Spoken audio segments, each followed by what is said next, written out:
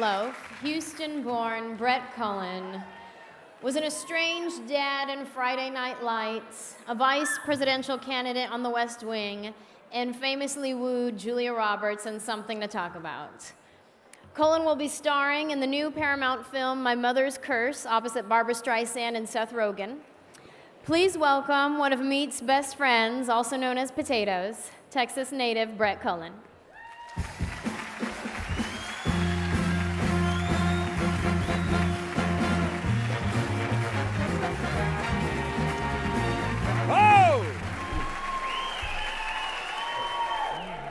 Okay, well, ladies and gentlemen,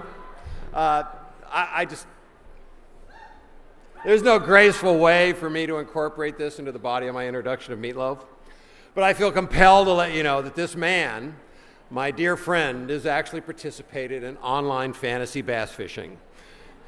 It's true, he does. He plays that whole online fantasy football, but bass fishing. So there you go, that's Meatloaf. I'm really honored to be here tonight to present to you, in my opinion, one of the great icons of the music of music in our country and in the world, Meatloaf.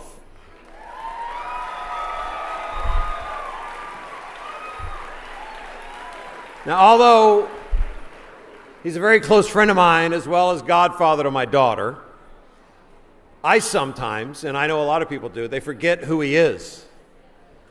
It's not until I'm telling a story about, some golf game we had or just mentioning something he did to friends of mine, and they look at me and they go, Meat? Are you talking about Meatloaf? And I realize at that moment what an icon he is. Now, I was introduced to Meat's music in 1978. I know I'm old. And I was stunned at how this music was a genre that defined definition. It was so different. And I thought I was watching a play or a movie as I listened to his music and his voice. And he doesn't like that I say this, but I think Meat's music and vocals are like hearing an incredible, passionate rock and roll opera. Now, by chance, I met him years later at a barbecue in Santa Monica, California, where we spoke for about 3 hours to the chagrin of the other guests because we huddled together and all we talked about the entire time was acting. And he told me what his life and his career had been up to that point. Now, Meat was born as Marvin Leah Day in Dallas on September 27th, 1947. Now, yes, I can see a lot of you in the audience trying to do the math. He's going to be 65, and he will kill me later for telling you that. But the point is that Meatloaf has been a major star. He's been an icon for nearly 40 years in this industry. From when he burst on the scene in the national tour of Hair, and it was at the Public Theater in New York City where he met Jim Steinman, his collaborator in iconic Bat Out of Hell albums, and he has acted in over 50 films and television shows, such as the Rocky Horror Picture Show, Roadie, Out of Bounds, Wayne's World, Leap of Faith, Spice World, Crazy in Alabama, The Salton Sea, and The Fight Club. Meat is a Grammy Award winner for Best Rock Vocal Performance for the song I'd Do Anything for Love, which reached, now listen to this, it reached #1 in 28 countries. His 1997 album, Bat Out of Hell, has sold over 43 million copies. It's one of the highest-selling albums of all time. And 30 years after its release, it still sells. 30 years later, 200,000 copies a year. In 1993, he released Bat Out of Hell 2, Back into Hell, which sold over 15 million albums. Meat and I once went to Mexico for a charity golf tournament, and we'd only been friends for a short time. And the night before, as good Texans tend to do, I drank a lot of tequila. And the next morning, the phone rang at my hotel too early, way too early. And I answered it, and I said, hello. And this quiet voice on the other end said, hi. I said, who is this? And he said, Marvin. And I thought for a second, and I said, Marvin? I don't know anyone named Marvin. He said, "Oh, right. I'm Marvin until I get my coffee, then I'm Meatloaf." You remember that. Meatloaf once took me to Puerto Rico because he told me he was the greatest rock and roll performer in rock and roll, and so he took me there to see him perform. He invited me backstage with his band, and he showed me his preparation. And it was like getting ready to play in the Super Bowl. He also let me watch him record Bat Out of Hell 2. And I realized at this point that this guy wasn't just a singer, but an artist. He was different. Because if he didn't understand the emotional context of where the character in the song was, or what and why he was saying the things he says, he couldn't sing it. And after watching that, I understood him a lot better. I understood that Meatloaf is an actor and a rock star. But beneath it all started with his acting. He's performed in theater, radio, TV, and films. He has had a career that most can only dream of. And Meatloaf is still living that dream. Ladies and gentlemen, I present to you Marvin Leaday, a.k.a. Michael Leaday, but also popularly known as Meatloaf. But let's check out some of his performances first, all right?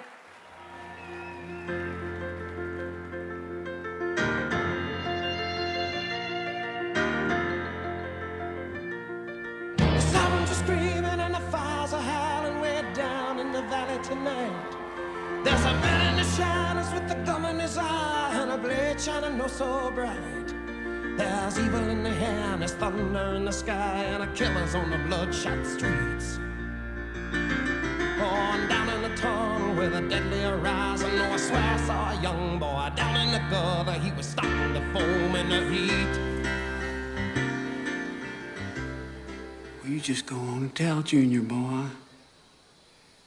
And then you tell Dove that I got eyes and ears in this town. And I know all about his little flirtation with the Justice Department. But I ain't scared. 'Cause I mean to catch that murdering sister of his. And I'm gonna bring her back here. And I'm gonna watch her fry till her lips sizzle. You want me to shut it down? No. No. We want you to do an expose proving that the secular progressive agenda has finally arrived here in the Lima, Ohio school district. It's got local Emmy written all over it. We have a deal? Whatever happened to Saturday night? When you left the job and you felt alright. Don't seem the same since Cosmic Light came into my life. I thought I was divine. I used to go for around Chicago and listen to the music on the radio. The saxophone was blowing on a rock and roll show. I climbed in the back seat, really had a good time. I was doing bless my soul. Really loved rock and roll. I was doing bless my soul. Really loved rock and roll. I was a juicer. You know, using steroids, Diagonal, and Wistrol. Oh, they used that on racehorses, for Christ's sakes. And now I'm bankrupt. I'm divorced. My 2 grown kids won't even return my phone calls. Strangers with this kind of honesty make me go a big rubbery one. Go ahead, Cornelius. You can cry.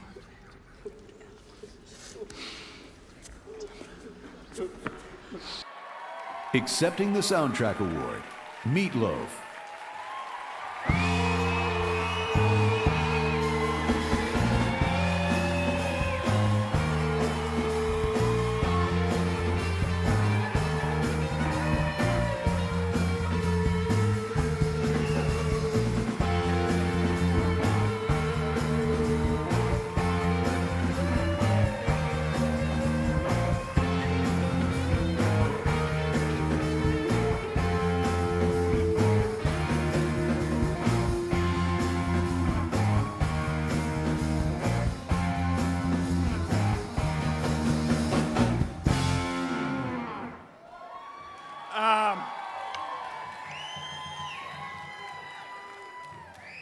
I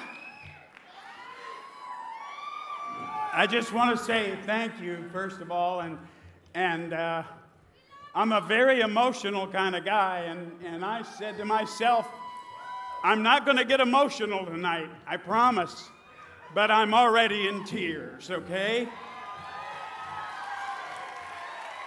Watching some of that was, and the actors that I have been able to work with and the directors that I have been able to work with it's unbelievable how much acting is about truth. And that's what I think we all attempt all the time that we walk on a movie set, is nothing more than the truth. So now I actually had something written out to say, and I've kind of gone off it, but I want to thank Brett for all those kind words, except for using the word Marvin, which I will kick his ass afterwards. Now then, I know that some of you and said, well, if I meet him, what do you call him? Dear, if we meet him, say hello, what do we call him? Well, growing up a poor fat boy in Dallas, and I was born kind of red, my dad, at the age of about 6 months old, decided he would call me Meat. Now, I know a lot of people think, oh, he gave himself that name. Let me tell you this, if I'd have given myself that name, I should have been committed years ago. So they said to me, Meat, you've got like 3 or 4 minutes. And I said to them, who do you think I am, John Bon Jovi? Have you ever heard Bat Out of Hell? It's 12 minutes long.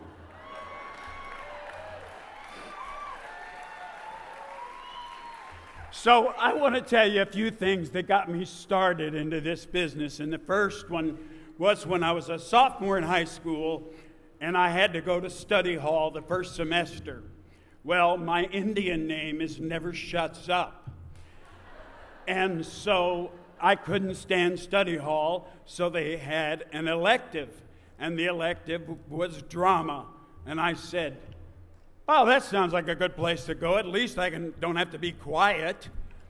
And I went in to drama, and sat in the back of the room and thought it was going to be funny.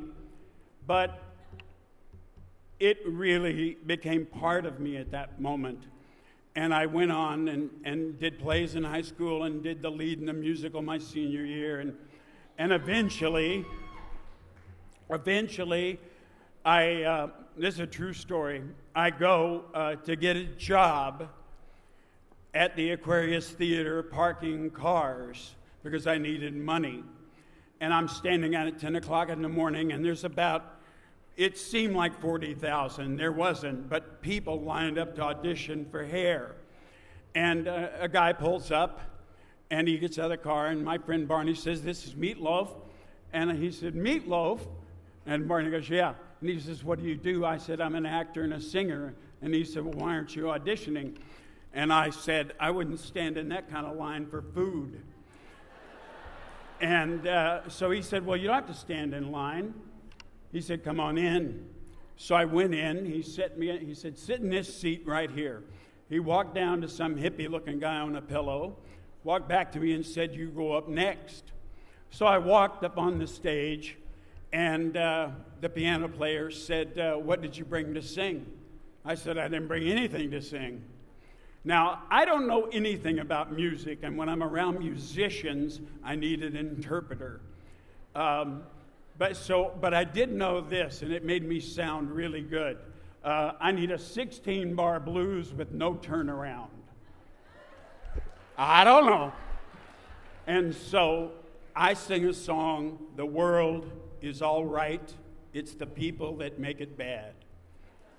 And I got through the first verse, and this guy sitting on the pillow said to me, what are you doing tonight? And I said, well, I'm hoping that I get the job in the parking lot parking cars. And he said, well, how would you like to do the musical Hair? And I said, great. So I got signed to do the musical in LA, but the guy that I signed up to replace never quit. So they came to me and they said, how would you like to go to New York and be on Broadway? And I went, okay. Hey, I don't know, I'm a kid.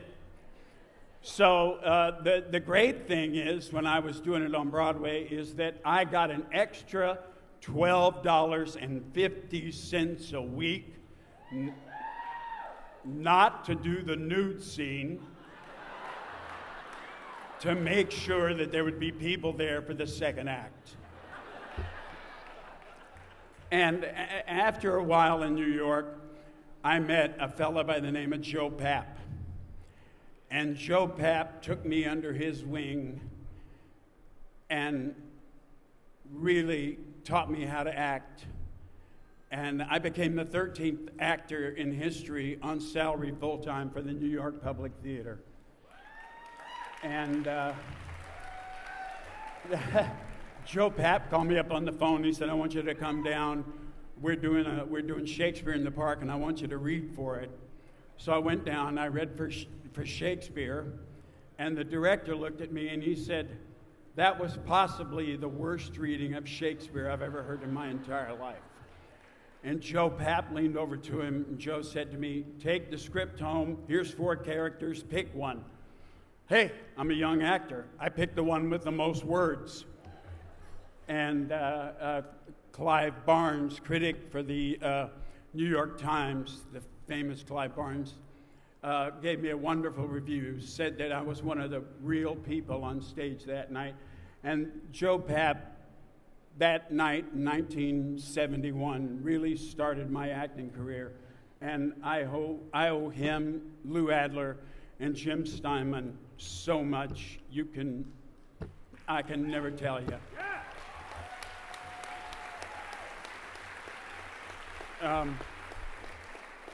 I should say this, that acting is a constant rejection, and the one that I have not gotten over to this day is the fact that James Cameron cast Leonardo DiCaprio in Titanic over me. I do not understand that, and it pisses me off.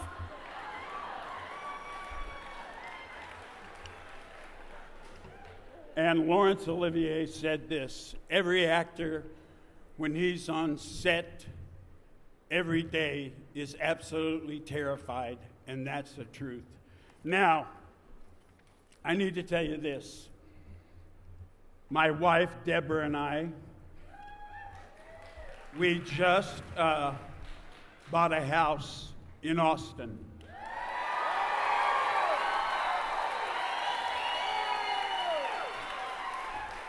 And we're moving to Austin, and I can give you 3 reasons. The first reason is the phrase, let's keep Austin weird. Well, I'm here. The second reason is Austin is called the Bat City. And who better to live in the Bat City than Meatloaf? And the third is I was doing a film which they showed up there where I was really the mean Sheriff John Doggett, and directed by Antonio Banderas, who was a marvelous director. And at the premiere, he introduced me to another director by the name of Robert Rodriguez. And Robert said to me, you were very good in this movie. And I said, thank you, Robert. He says, I need to put you in one of my movies. And I said, oh, great. Well, that was 11 years ago. So I moved to Austin to stop Robert Rodriguez.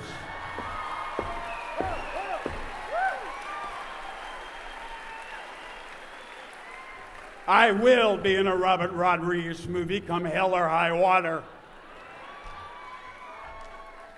Now, I've been doing this for 46 years now. And in my career, I've stood on top of the mountain and I've stood in the darkest valleys. But tonight, I want to thank the Austin Film Society for letting me stand on the mountain tonight.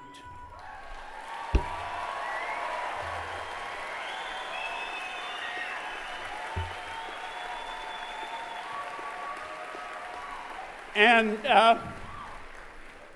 I'm going to actually quote the words of Tom Cruise to the Austin Film Society and to all of you out there, and for this fabulous honor, you complete me. Thank you very, very much. Hook 'em horns!